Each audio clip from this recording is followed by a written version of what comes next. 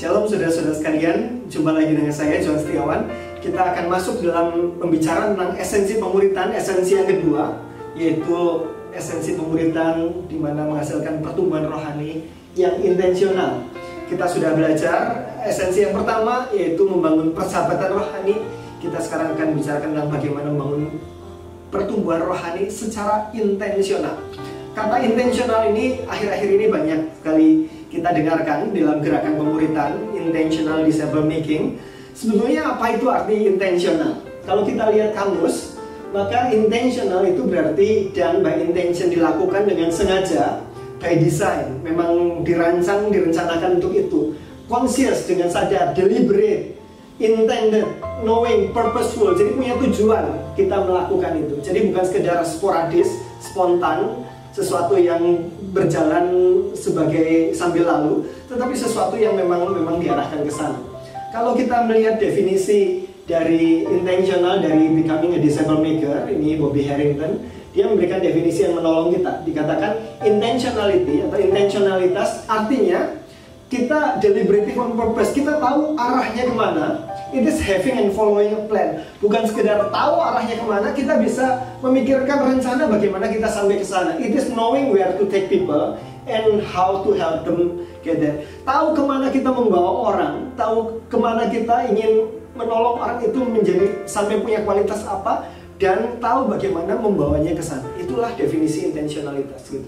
Jadi kalau kita bicara tentang pertumbuhan rohani yang intensional, kita perlu tahu beberapa hal. Yang pertama, kita perlu tahu kita mau bawa orang itu dalam kualitas pertumbuhan yang seperti apa. Yang kedua, kita harus tahu sarana-sarana menuju ke sana dan tahapan-tahapan menuju ke sana. Itulah intentionalitas. Dan itu adalah esensi pemuritan yang kedua yang akan membedakan sebuah kelompok yang sekedar kelompok kecil dan kelompok yang kita sebut sebagai kelompok pemuritan. Ada begitu banyak kelompok kecil yang tidak intensional, yang hanya lebih berkumpul, saling membicarakan, saling sharing, saling berbagi hidup. Tetapi ini arahnya mau dibawa kemana ya? Tidak pernah secara serius dipikirkan. Dan strateginya apa untuk mencapai sasaran-sasaran itu? Dan kalau kita berbicara tentang amanat agung, maka kita sedang berbicara tentang bagaimana membantu seseorang menjadi serupa dengan Kristus, sang guru itu, dan juga mempersiapkan dia untuk melayani di antara segala suku bangsa. Sangat jelas, sangat tajam, sangat tinggi sasarannya, dan itu menuntut sebuah rencana pembelajaran dalam pemuritan yang intensional, tidak bisa sporadis begitu saja. Dan Bapak Ibu Saudara sekalian, dan itulah adalah bagian yang seringkali hilang di dalam semua kegerakan pemuritan. Kadang-kadang relasionalnya sudah betul-betul terjadi, tetapi hanya untuk relasi saja dan berhenti di sana. Orang merasa nyaman dengan relasi, tetapi tidak ada kerinduan untuk bertumbuh lebih dalam lagi secara rohani. Maka kita perlu berhati-hati jika kita berada dalam kelompok seperti itu. Itu bisa menjadi kelompok yang bertahun-tahun terus berkumpul, semakin akrab, semakin dalam, tetapi tidak mengizinkan ada orang lain masuk atau mereka sendiri keluar untuk menjangkau orang lain. Dan itu bukan kelompok pemuritan, itu adalah kelompok yang sekedar berelasi saja. Nah, ada sebuah buku yang menuliskan bahwa ada sesuatu yang hilang di dalam gereja Tuhan, di dalam perjalanan sejarah sejak gereja mula-mula. Leroy Ames menulis buku itu, judulnya The Lost Art of Disciple Making. Yang hilang adalah seni menghasilkan murid. Beberapa orang bisa protes terhadap buku ini, bagaimana mungkin dikatakan bahwa itu yang hilang dari gereja? Bukankah khotbah-khotbah tetap ada? Bukankah persekutuan-persekutuan ada begitu banyak, program-program begitu banyak? Bahkan ada kelompok-kelompok kecil. Bagaimana dituduh bahwa itu menjadi sesuatu yang hilang, the lost art of disciple making? Karena yang dimaksud oleh Leroy Ames dalam bukunya, disciple making di sini adalah yang pemuritan yang intensional, dan itulah yang hilang. Apa itu pemuritan yang intensional? Edmund Chen memberikan definisi yang sangat menolong dari buku A Certain Kind, yang tertentu. Di dalam buku ini Edmund Chen menguraikan definisi ini. Pemuritan yang intensional atau intentional disciple making adalah proses membawa orang ke dalam hubungan yang dipulihkan dengan Tuhan. Tadinya dia bukan anak Tuhan, seteru Tuhan, sekarang dipulihkan hubungannya menjadi anak Tuhan. Penginjilan. Tetapi tidak berhenti di sana, membina mereka menuju kedewasaan penuh di dalam Kristus melalui rencana pertumbuhan yang intensional. Disinilah letaknya. Menolong orang yang sudah menerima Kristus bertumbuh dewasa dewasa dalam Kristus, dalam tahapan-tahapan, dalam rencana yang disengaja menuju ke sana. Sedemikian rupa sehingga mereka mampu melipat gandakan seluruh proses ini kepada orang lain. Jadi ada proses penginjilan, proses pembinaan yang intensional, mencapai kedewasaan diperlengkapi untuk bisa melipat gandakan proses pada orang lain. Itu yang disebut sebagai the lost art of disciple making oleh Leroy Ames. Kelompok kecil ada begitu banyak, tetapi berapa banyak kelompok kecil yang intensional, yang sungguh-sungguh memikirkan orang berjumpa dengan Kristus, bertumbuh dewasa dalam Kristus dalam rencana yang intensional dan melipat gandakan kepada orang lain. Tapi Ibu Saudara sekalian, untuk kita bisa intensional, kita perlu tahu arah tujuan. Kenapa kita perlu berkelompok seperti ini? Sesudah berkelompok sekian lama, kita ingin perubahan hidup seperti apa yang terjadi dalam diri setiap orang yang sudah berkumpul itu. Itu adalah pertanyaan-pertanyaan tentang intentionalitas. Kita punya intention apa? Kita punya sasaran dan tujuan apa? Alkitab Perjanjian Baru memberikan banyak gambaran yang disebut sebagai Christ-likeness atau kedewasaan rohani. Christ-likeness dengan menjadi murid Kristus adalah kata yang bisa dipertukarkan. Menjadi murid Kristus artinya orang yang mengikuti ajaran dan kehidupan gurunya. Christ-like atau keserupaan dengan Kristus. Orang yang serupa dengan Kristus, hal yang sama. Dalam Perjanjian Baru ada beberapa standar Christ-likeness, standar keserupaan dengan Kristus. Dan misalnya dalam Efesus, dalam Roma, dalam Kolose, kita bisa mempelajarinya. Kalau mau dirangkum kira-kira akan ada dalam diagram seperti ini. Keserupaan dengan Kristus artinya orang yang bertumbuh dalam segala hal karena Kristus. Segala hal itu meliputi apa saja? Meliputi beberapa bagian. Pertama, dia bertumbuh di dalam pengenalannya akan Tuhan. Formasi pengajaran. Dia belajar firman Tuhan, dia tahu siapa Allah, siapa Kristus. Nah, bukan hanya pengetahuan, pengenalan akan Tuhan, tetapi dia mengasihi Tuhan. Orang bertumbuh dalam kasihnya kepada Tuhan. Kasihlah Tuhan Allahmu dengan segenap dan sebagainya. Tidak kenal, maka tidak sayang. Semakin kita mengenal Tuhan, kita semakin mengasihi Tuhan. Semakin kita mengasihi, kita rindu mengenal Dia lebih lagi. Dan dua hal ini, dua aspek ini adalah aspek yang disebut sebagai akar dari pertumbuhan rohani.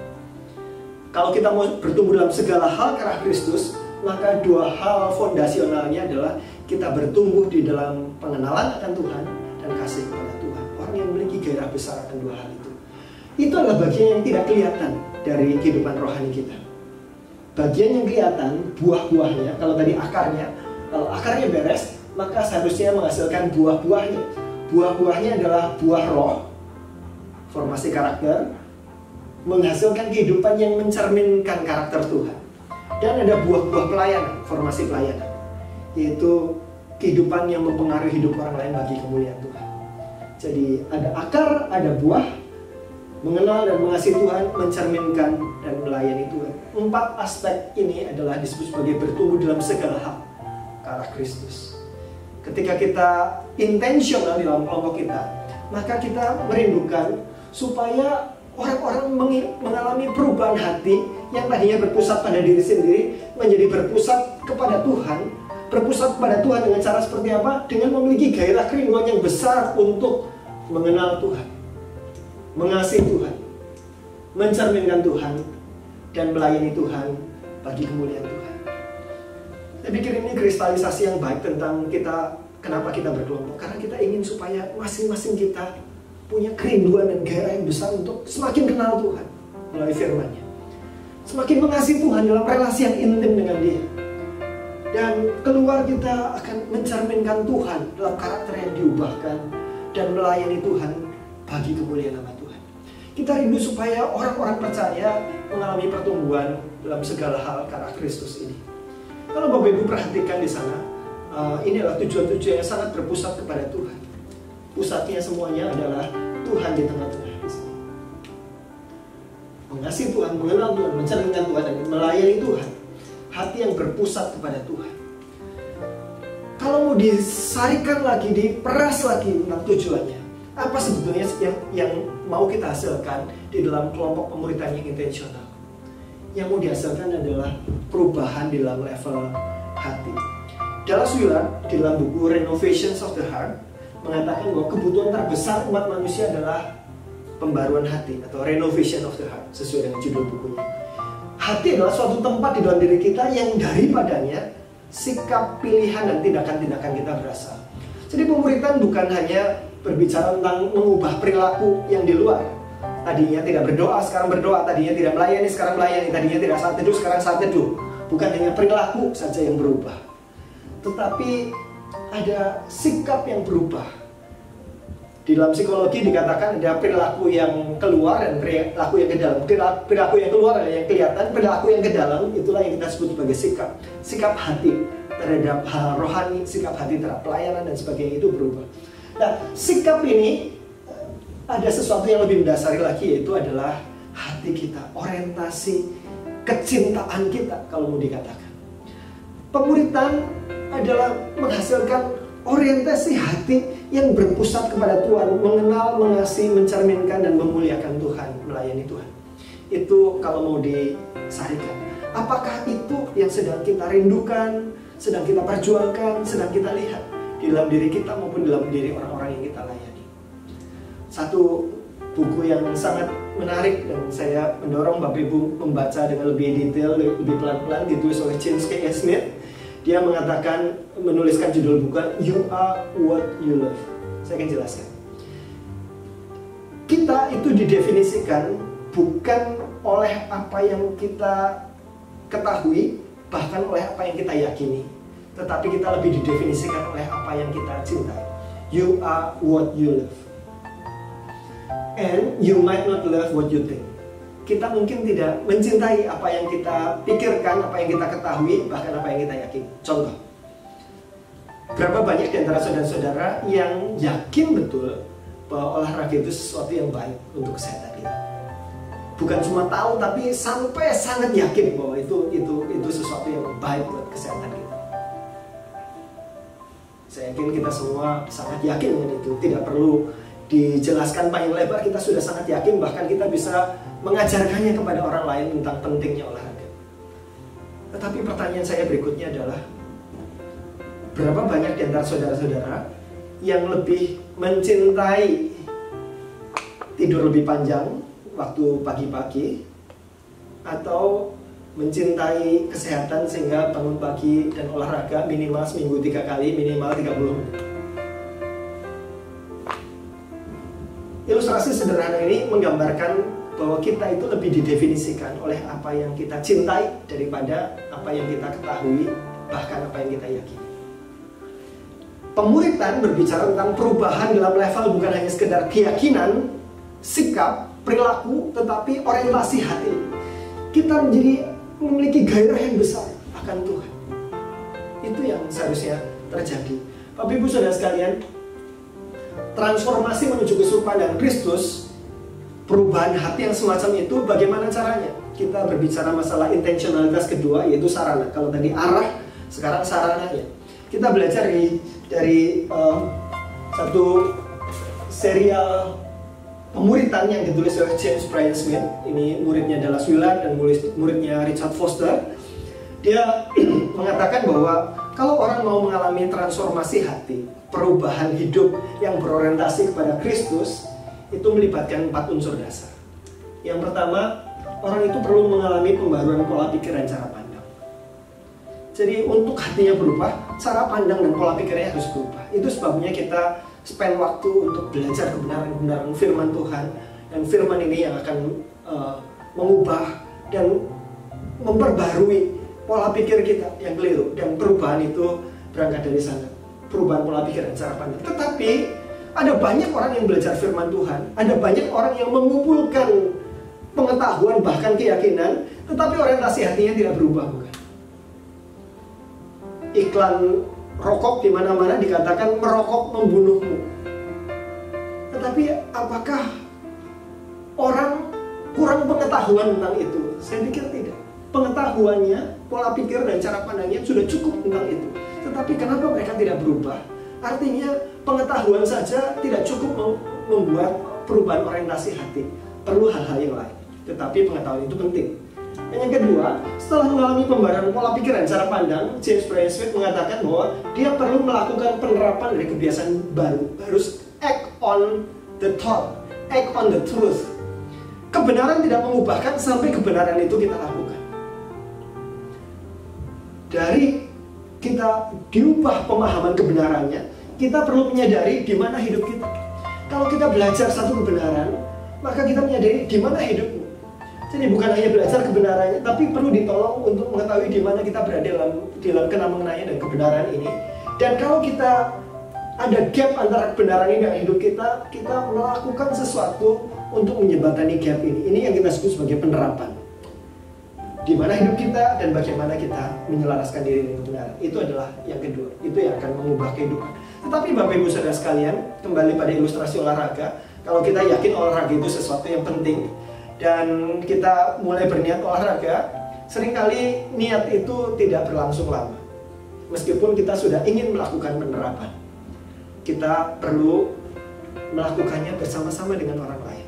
Dan itulah yang James Bryan Smith katakan yang ketiga, kita melakukan penerapan kebiasaan baru ini di dalam perenungan dan percakapan dengan orang lain yang sedang berada dalam perjalanan yang sama.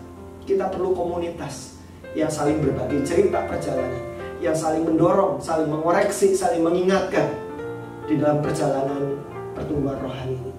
Jika hal-hal ini terpenuhi, maka ini akan menjadi sarana bagi Roh Kudus untuk mengubahkan kehidupan kita. Roh Kudus akan mengubahkan kita. Yang kita berubah bukan karena disiplin rohani, bukan karena pemikiran-pemikiran kita yang dipenuhi dengan kebenaran, tetapi kita diubahkan, pertumbuhan rohani kita terjadi dan dilakukan oleh Roh Kudus. Tapi Roh Kudus tidak melakukannya di dalam secara hampa. Roh Kudus melakukannya melalui sarana-sarana yang tadi sudah disebutkan. Jadi ada 4 aspek. Kalau digambarkan dalam grafik akan seperti ini.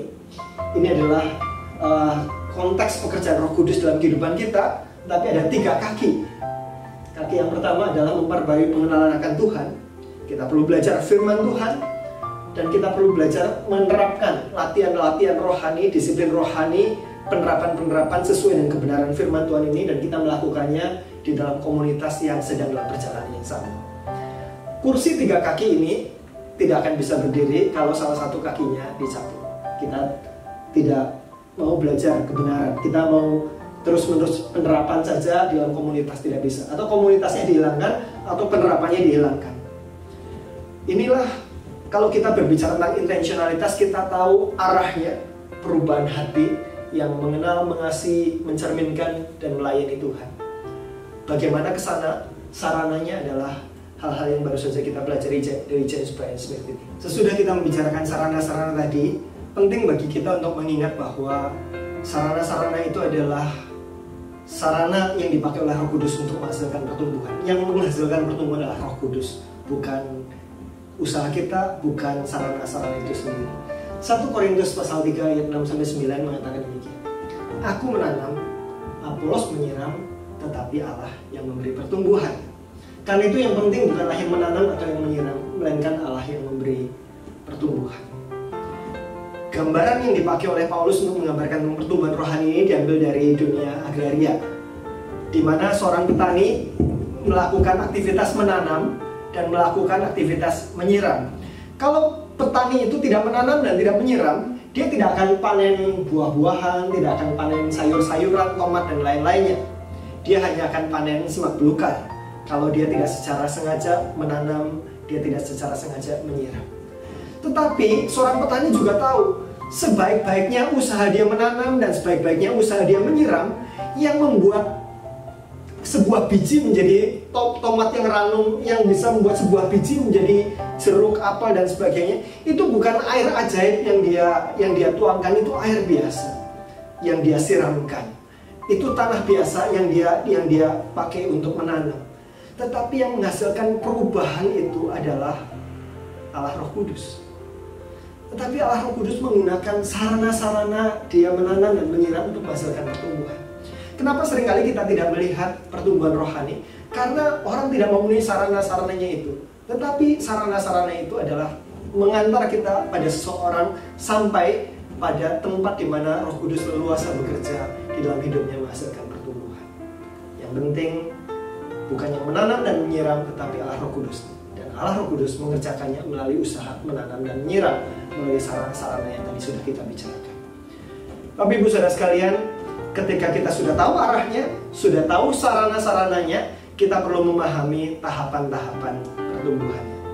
Bagian ini akan dijelaskan lebih lanjut di dalam pelajaran tentang amanat agung. Kita bisa melihat lebih detailnya. Secara sekilas kita melihat bahwa amanat agung membawa orang bertumbuh dari prakristen menjadi petobat baru menjadi murid yang bertumbuh dan melayani, kemudian menjadi murid yang bermisi, mengubah orang dari orang yang tidak peduli kepada hal rohani menjadi orang yang punya gairah dan punya penyerahan total kepada amanat agung. Adalah suatu keajaiban yang luar biasa.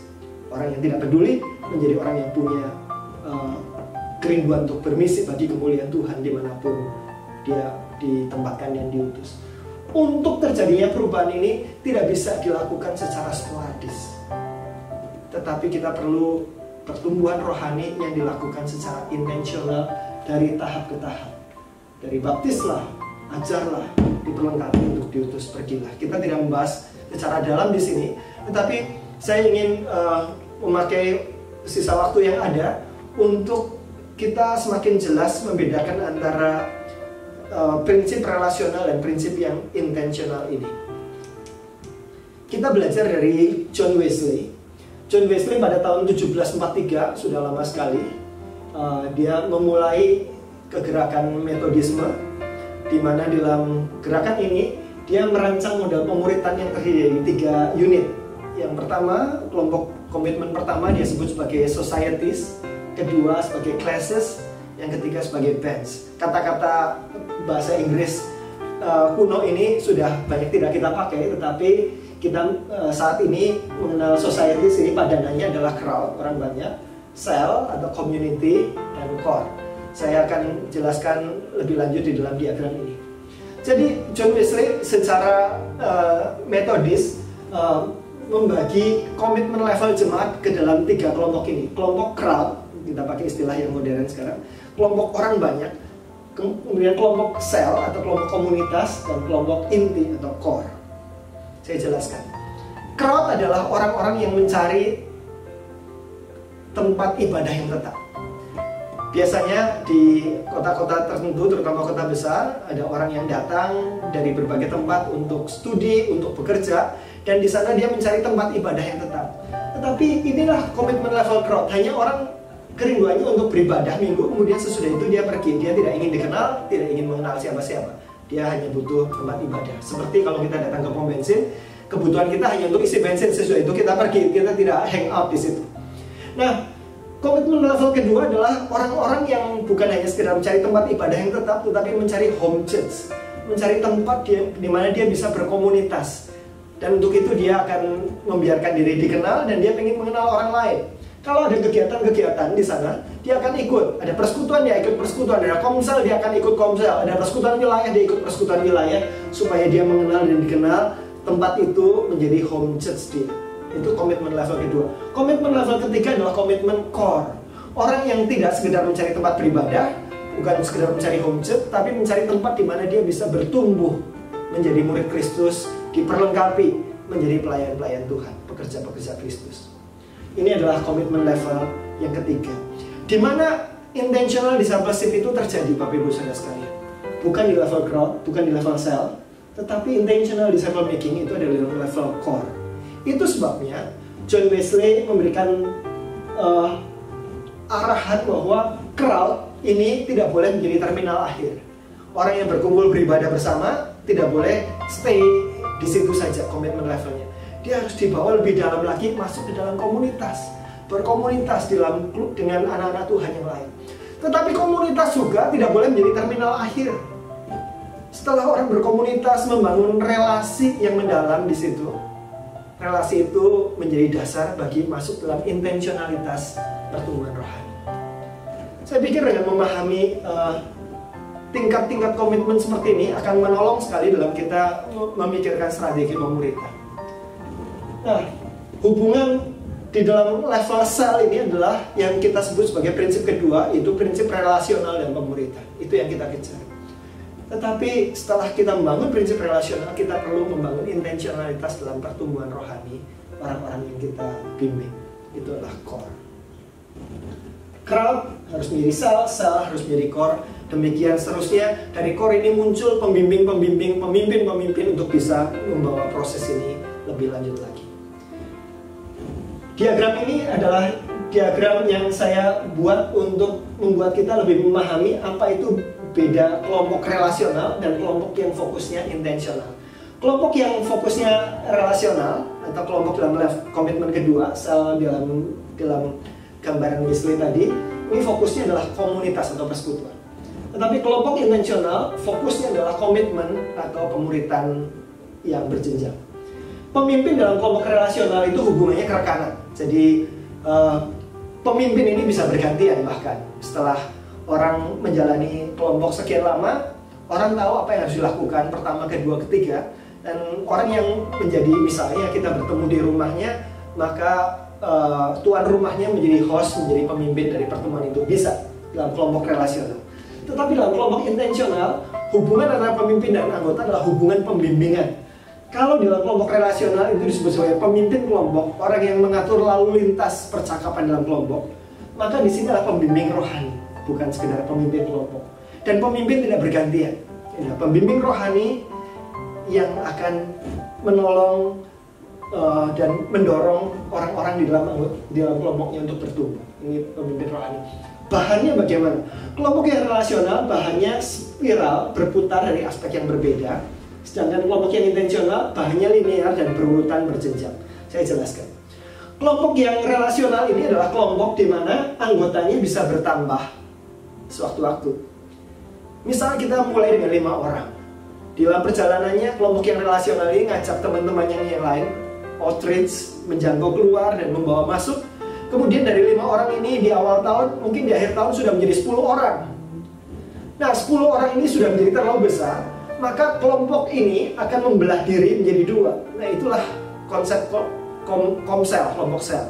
Satu sel membelah menjadi 2 sel. Dan sel yang membelah ini kemudian nanti membelah lagi. Itulah pelipat gandaan kelompok relasional. Dan kelompok relasional ini berkembang karena orang mengajak orang lain masuk di dalamnya. Karena itu bahan-bahannya, struktur bahannya harus bahan yang spiral yang membuat orang tidak merasa ketinggalan. Misalnya bahan saat teduh, bahan khotbah, dan lain-lain. Nah, tetapi kalau kita bicara tentang kelompok intensional bahannya linear, ada awal dan ada akhirnya. Bahannya berjenjang, tahap ke tahap, secara sengaja membawa orang dalam komitmen level tertentu. Ada awal dan ada akhirnya. Sehingga yang hadir itu hanya khusus anggota. Sejak awal misalnya datang 5 orang, diakhiri dengan 5 orang. Tidak ada penambahan orang di tengah-tengah. Karena bahannya berjenjang. Jenjang pertama, jenjang kedua, orang tidak bisa langsung jump in masuk ke jenjang kedua kalau dia belum mengikuti bahan yang pertama. Kalau begitu bagaimana pelipat gandaannya? Pelipat gandaannya bukan di tengah-tengah, tetapi di akhir. Setelah akhir, orang ditolong secara intensional, kemudian mereka siap menjadi pembimbing rohani bagi kelompok berikutnya. Jadi kalau dalam kelompok relasional yang membelah adalah kelompoknya, dalam kelompok intensional yang berlipat ganda adalah anggota-anggotanya.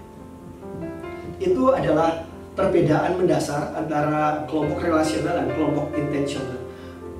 Kelompok relasional bukan berarti kelompok yang tidak membicarakan pertumbuhan rohani atau pembahasan Alkitab, hanya saja penekanannya pada relasi.